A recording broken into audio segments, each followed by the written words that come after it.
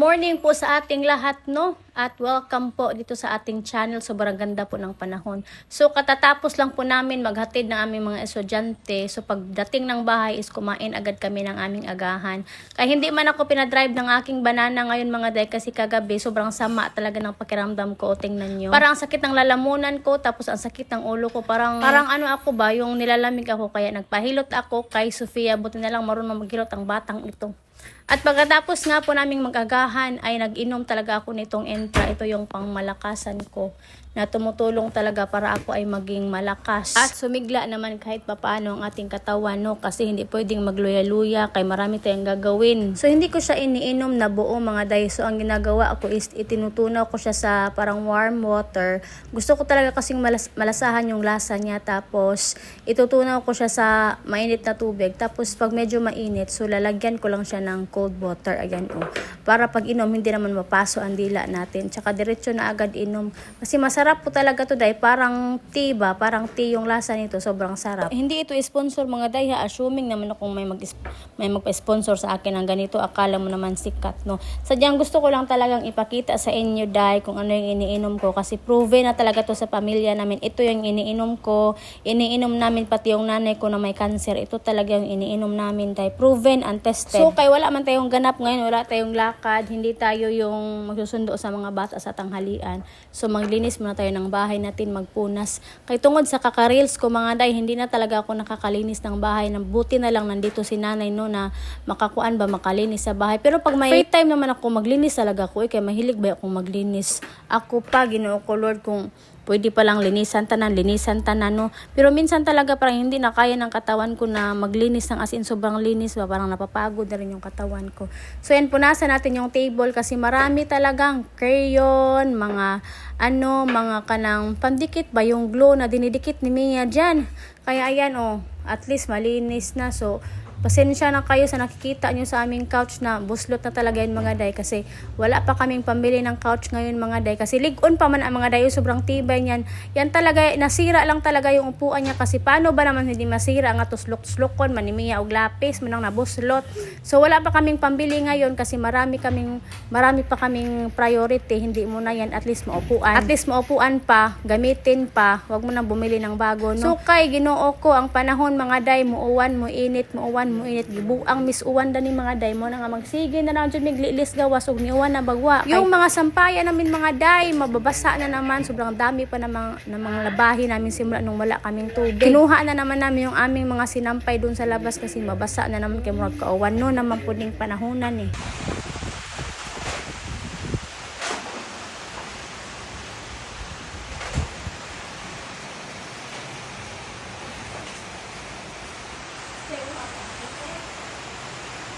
O diba, wa jud magpalibak ni Uwan jud. So maglinis na lang muna tayo dito kasi naulan man. So ang daming kalat ito sa lamisa mga day. Yung mga anak ko ipaglalagay lang lahat ito sa lamisa tapos hindi liligpitin. So ililigpit natin to, ilagay natin to doon sa organizer para naman maging maayos yung lamesa natin at maging kuan ba kanang malaki tingnan kasi wala lumiit na yung lamisa dahil sa mga pinaglalagay na kahit ano-ano. So natin ilagay, ipaslak natin dyan kay para mahinlo ang lamisa natin kay ang lamisa is kainan man, hindi man lagayan ng mga butang-butang, no. So ayan, malinis na ang lamisa natin, lagyan ng pagkain. So habang inaantay ko pala ang aking mga estudyante na umuwi, no, magwalis muna ako dito sa aming sahig kaya walang walis-walis na talaga to, maraming buhok. Pati na rin dito sa may labasan kasi ang dami talagang mga alikabok ba. Palagi na lang, parang araw-araw malaming alikabok dito, parang nasa disyerto naman tayo nakatira. Oy, at saka may natira akong labahin dito, ayan isang basket, so lalabahan ko din yan. Kasi sa Sabado ay sa sa Lunes may lakad kami para naman pag alis namin sa Lunes is wala nang labahin yung maiwan dito si nanay. So habang inaantay ko na matapos sa aking labahan mga day, manood-nood muna ako ng Netflix dito mga day kay sobrang kapoy ba magbantay sa labahin nun, magtukong ka, magbantay ka kung kailan matapos. So dito na lang ako, manood na lang ako ng TV, malingaw pa ko, no. At dahil sa kaadikan ko dito sa aking inhaler mga day, kahit wala akong nararamdaman mga day is naglalagay talaga ako dito sa aking tiyan at sa may bandang ulo kasi masarap pang singhut-singhutin, parang yung mentol ba masarap, malanghap mo yung mentol. Kaya kahit na hindi ako kinakabuhi is maglalagay talaga ako nito. At ito pala yung pinapanood ko sa Netflix, no, bago to, number 1 to sa Netflix kaya pinanood ko. Tapos maya-maya konti dumating na yung mga batang makukulit.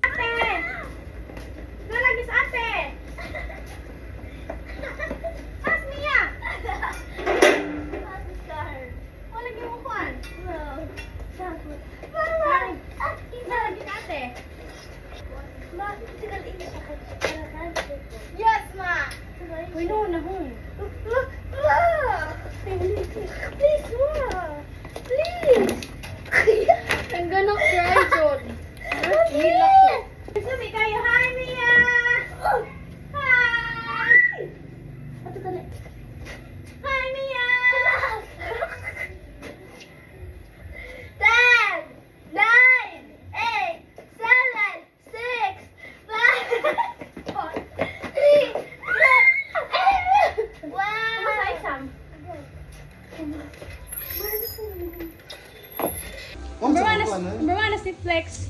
Sama ko eh. Saan ko lang nabili ko eh. Ha?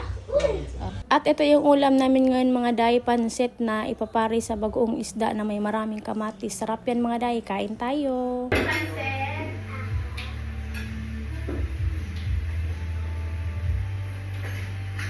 Iya! Kumusta mo na? Ha? Kumusta mo na? Ay guys, ulo? Ulo! Sige lang, kaon lang.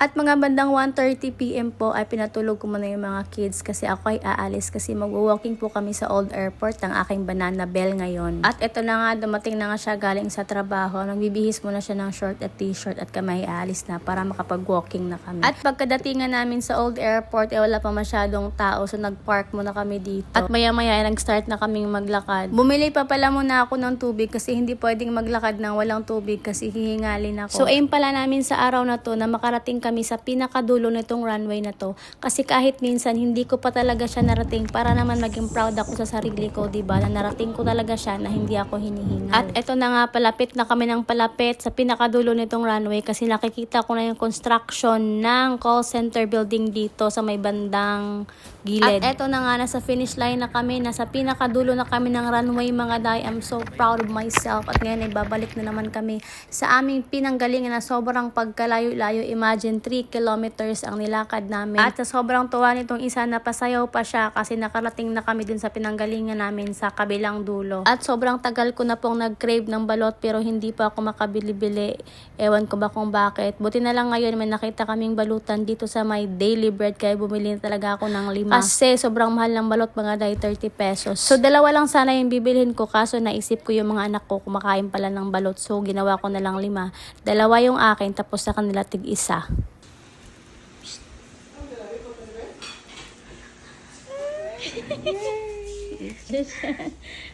Surprise for you! What's this? I have a surprise for you!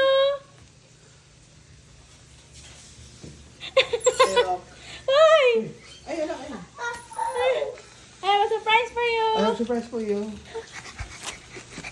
O, diba? Sabi ko sa inyo sobrang kumakain ng balot yung mga anak ko mga day, kaya hindi pwedeng pag bumili ako ng balot, ako lang yung kakain. Kailangan kaming lahat. Pwera lang sa asawa ko kasi hindi talaga kumakain ng balot yan. So, naghapunan muna kami dito mga day bago namin kainin yung balot para hindi kami maaasid. So, guys, kami pinalit balot ganina katong pag humanahog ka ng jogging. So, mukaon takilugan namin makakaon ng balot pati ang mga kids. Tanaw ang piso. Ano gusto?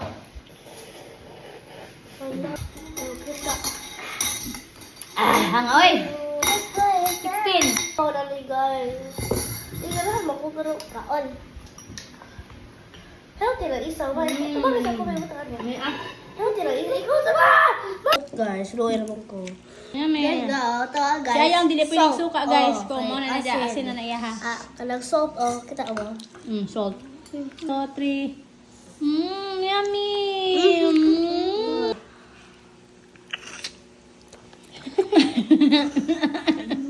3.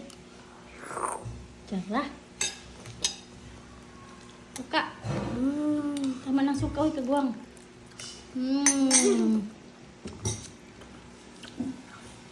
Bye guys. At pagkatapos nga po namin kumain ng balot ay nireview ko muna si Mia saglit kasi inaantok na talaga ako magaday. Si Sofia nag-review na lang siya ng kanyang sarili at saka si ate, hindi naman ako nagre-review talaga sa kanya. Siya na lang talaga yung nagre-review sa sarili niya. Si Mia na lang talaga yung nire-review ko. Tapos pagtapos ito is natulog na po talaga kami kasi sobrang napagod pa ako sa kaka-walking namin. So yun lang mga day ang kaganapan namin sa buong araw ng aming buhay. So salamat sa panonood ng aming vlog. Hope to see you again soon. Like and subscribe. See you on the next